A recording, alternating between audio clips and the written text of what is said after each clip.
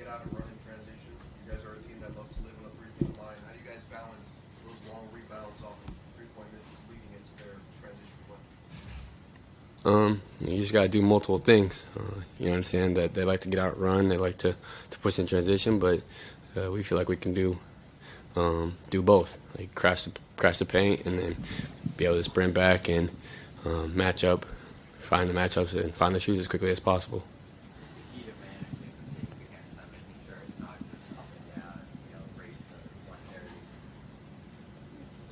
I think just offensively, just making sure you get a shot up every time, especially if you turn it over and they're able to get out and run. Makes things difficult, but then just try to use our physicality and just try to slow them down as much as possible. But I mean, it's going to be a challenge to get up and down, and we like to do it as well, so it's going to be fun. I know you only here for a half season like that, but what was it like playing with Aaron here, kind of trying to find himself as a young player? How have you seen him kind of do that since he's on AD? Yeah, I mean, I could see that he worked hard, he played hard, just looking for his opportunity, his chance, and he's gotten it here at Indiana, and I mean, I'm happy for him, and he's just goes out there and competes his tail off for however minutes he's out there, and it's going to be definitely a challenge just to match that energy. Derrick, just a simple question. What was the downtime like for you, practice days, and now game one against the Indiana Pacers, knowing who you're going to play in the Eastern Conference Finals? Yeah, I mean, it's been like that this whole postseason for us. So just preparing the same way we have been this whole time, and then obviously today just dive in a little deeper on what Indiana likes to do and what we need to do. So something that we've been doing this whole postseason, and we're going to be ready to go. Joe's talked about how crashing from the corners helps your transition defense against a team that pushes the pace as consistently as Indiana. Does that become even more valuable? Yeah. Anytime you can get extra opportunities, so just crashing, get it off as a rebound, that's huge.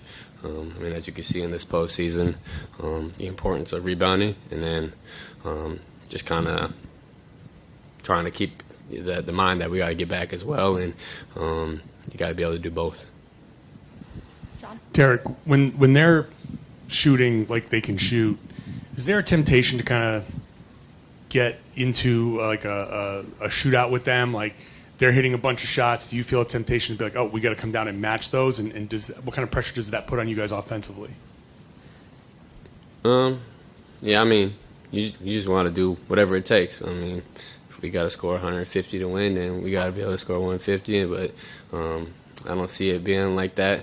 I think obviously like they have a great offense, like down, but just trying to slow them down. But they're also really good at 5-on-5 and just continue to making the right reads offensively will kind of help our transition defense. Derrick, bigger picture, you've made the Eastern Conference Finals every year you've been here in Boston. What does that mean to you, and what does that say about this group? Yeah, it's pretty cool. Something that I kind of took for granted, I would say. I was talking with Drew, and this is his second time, which is crazy because Drew's done so much in this league, and he's done so many good teams, but it's hard to get to this spot. So definitely a cool thing to be a part of, and thankful and blessed, and just got to go out there and embrace the moment. And then enjoying your time off, went to the Red Sox game. Are you a fan of all bobbleheads, or was that one in particular entertaining? I do like bobbleheads. They're pretty cool. But they're like, do you want a bobblehead? I was like, yeah, of course. And so they had just given it to me. And I had never seen a yoga bobblehead before, so that was like my first thing was like just to look at it, and then I was like, Mom, look at this, and of course that's when they showed me. So, but yeah, bobbleheads are cool. That was a unique one, so it's definitely cool. Are you still at home, like playing with the bobblehead when you get home? No, I haven't taken it out the box. I put it up with my other bobbleheads. Don't want to break it, because I used to do that as a kid. I used to break the bobblehead. My John Elway bobblehead, I was crushed. Hoping you moved on from that. But the Pacers, kind of like you guys, were a team that developed a read and react offense over the last couple of years.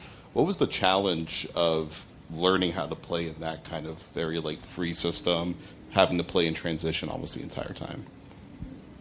I think it's just consistently making the right read and just seeing the different options, the different ways you can attack the defense. I mean, maybe they're playing you as a switch, like it's just a little bit different. So just understand that the answer to whatever they throw at you, just got to try to figure it out. And so they do a great job of constantly moving, and it looks a little chaotic at times, but they're well spaced, and they play for each other. So it's going to be a challenge, and we got to be ready to go defensively for 48 minutes. When you guys started playing more that way last year, were there a lot of mistakes happening, and how did you guys learn how to both like figure out how to cut down those mistakes and also just learning to trust that you're going to just make a choice and everyone has to figure out the choice really fast? Yeah, there's definitely mistakes. I think like the obvious ones are like turnovers, but then like there's just like we took this shot, but we could have gotten a better shot if we had just done something a little differently, or this first action didn't work. Like how can we get to the next one? So just seeing the different ways to read what the defense is doing and just read those counters. I think it just takes some time, and you got to have like an open mind to continue to grow and learn different things. Derrick, they have some momentum coming off a big Game 7 win. You guys have gotten some valuable rest. Where do you fall as a player? Which do you prefer? Doesn't matter. I think whatever we've been saying this whole time, whatever it takes, and so we got the rest, and so it doesn't give us an advantage or a disadvantage, I don't think, and we just got to be ready to go. Each series is different, so what we did last series and what they did last series doesn't really matter, and so we just got to be ready to go. And lastly, did you watch Game 7 of their series? I didn't know if you guys watched, not watch, hang out with your kids, whatever. Yeah. And what did you take away from it that you're thinking, we absolutely cannot let them do this, we have to do this? What one takeaway did you take? Yeah, I watched it. It was my son's birthday yesterday, so I was kind of watching it and playing at the same time. But obviously they got off to a great start offensively, and then throughout the whole series, just the way they were crashing the boards and just that rebounding advantage that they got, especially on their wins. So that's probably like the one big takeaway. Derrick, Last question.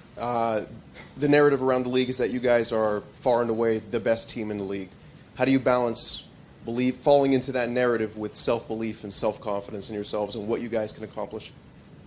Yeah, I think we've been dealing with that the whole year, and just having the understanding that we just got to be the harder playing team, like talent aside, like going out there, compete, be the harder playing team, and that solves a lot of problems. So that's something that you learn in like third grade, and so it's still true to this day in the NBA. So whether we have the talent or not, you just got to compete and be the harder playing team.